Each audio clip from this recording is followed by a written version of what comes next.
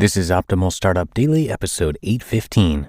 Perfectionism is a loser's strategy by Cal Newport of calnewport.com. And I'm Dan. I am your host and narrator here, and welcome to this installment of Optimal Startup Daily on Christmas Eve 2022, if you're listening in real time. And if you are celebrating, hope you're having a great holiday. And we're going to get right to it now as we optimize your life.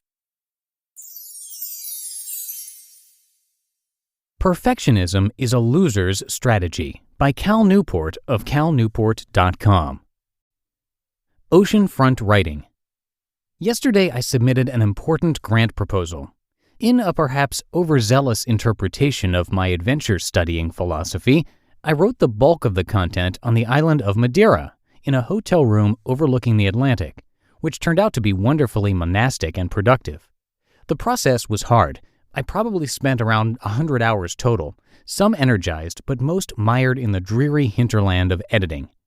In standard study hacks fashion, however, I was organized and able to spread the work out. I bring this up because throughout the process, I found myself wrestling with insecurity. Every evening when I was done with my careful plan for the day, the voice of doubt arrived, trying to convince me to spend a few more hours editing or to bother a few more people to take a look at my draft. Did I really want a little bit of laziness to be the reason I lost this award? It would ask. I was experiencing the classic battle between perfectionism and lifestyle design. This battle is familiar to those who embrace my career craftsman philosophy because this philosophy requires a balance between becoming so good they can't ignore you and then leveraging this value to build a life you love. The former goal attracts perfectionism, while the latter can't work if it's around. I'm writing this post to share with you the thought process that helps me navigate this mental minefield. The source of value. Whether you're a professor, writer, student, or entrepreneur, your job is to produce products that are valuable to your audience. The more valuable your product, the more reward you receive. If my grant product is valuable, I get the grant. If a writer's blog product is valuable, she gets an audience, and so on. At the top of this post, I put a plot that displays my intuitive understanding of product value. Consider in particular the column on the left side of the plot, which breaks down the contribution of three different factors as follows. The vast majority of your product's value comes from your underlying ability. The next biggest contributor is providing reasonable packaging for your product. For most audiences, there's a quality threshold you must cross to be taken seriously. You gain non-trivial value for crossing this threshold. It's not as important as ability, but it's important enough that you shouldn't ignore it. The final contributor is the time you spend obsessively polishing and worrying and tweaking after you pass the threshold required by your audience. This perfectionism-driven work is by far the least important to the overall value of your product. For example, for my grant proposal, the most important predictor of my success is my underlying ability as a researcher. Presenting this vision in reasonable packaging, in other words, a clear, thoughtful proposal, though perhaps less important than the proposed research, is still important enough for me to spend 100 carefully planned hours working on it. To continue to obsessively polish after that point, however, would offer diminishing returns at best.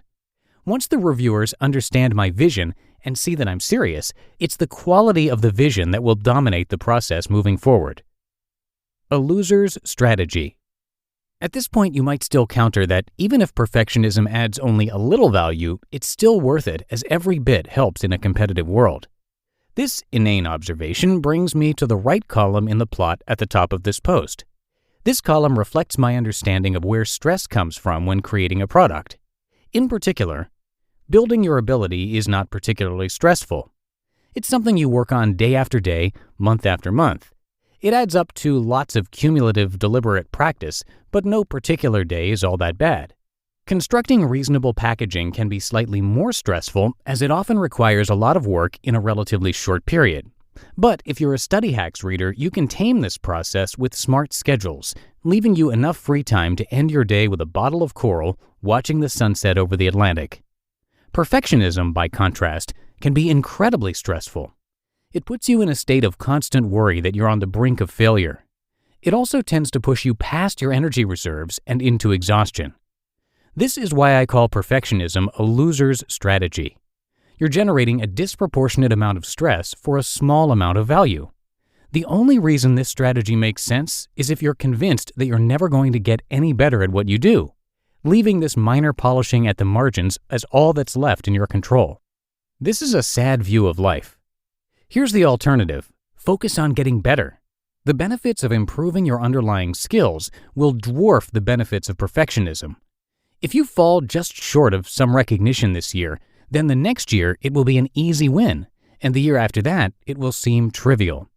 In the long run, in other words, this is the approach that allows exceptional achievement to flourish in a life you love to live. An approach, I can attest from recent experience, that lets you shut down the computer and take a dive into the ocean. You just listened to the post titled, "Perfectionism is a Loser's Strategy" by Cal Newport of calnewport.com. And thanks to Cal, who is a highly accomplished author who we narrate here and across a bunch of our shows, actually. He's got a few really popular books, including two you may have heard of, So Good They Can't Ignore You and Deep Work. Both of those are really highly reviewed. Cal completed his undergraduate studies at Dartmouth College in 2004 and received a PhD from MIT in 2009 in computer science. He was then a postdoctoral associate in the MIT Computer Science Department for a couple years, and in 2011 he joined Georgetown University, where he became an assistant professor of computer science and was granted tenure in 2017.